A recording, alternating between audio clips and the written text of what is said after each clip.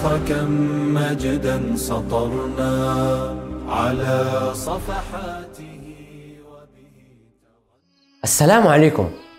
عاش حياة مليئة بالنضال والتضحيات، مقسمة بين السجون وبين المهجر. نتحدث عن الأستاذ محمد قاضي. هو محمد عمر قاضي الذي ولد في عام 1909 بمدينة مصوع العريقة، فتعلم بها القرآن الكريم واللغة العربية، ثم التحق بالمدرسة الإيطالية حيث أتقن بها اللغة الإيطالية.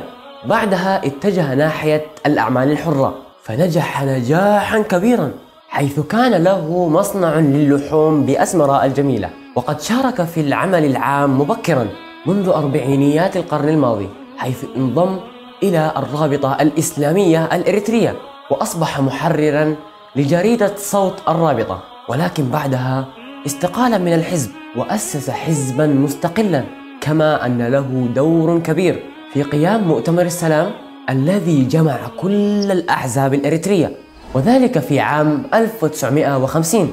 غادر بعدها إلى السودان في عام 1956، ومنها اتجه نحو مصر الشقيقة حيث طلب اللجوء السياسي هربا من بطش الاحتلال.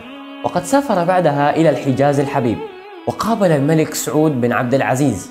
كتب الأستاذ محمد قاضي مجموعة من الكتب وحرر عدة رسائل ومذكرات، بالإضافة إلى النشرات الصحفية والمطبوعات، منها مذكرة بعنوان مشاكل العمل والعمال في إريتريا التي رفعها للاتحاد الدولي لعمال العرب، ومنها مذكرة بعنوان ملخص قضية إريتريا المؤرخة في عام 1965.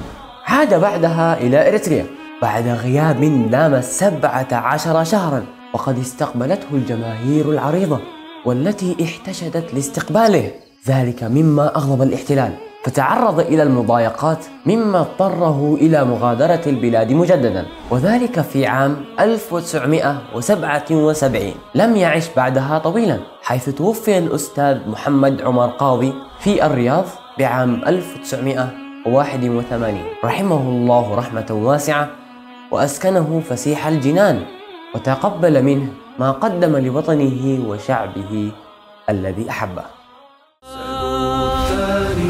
كم مجدا سطرنا على صفحات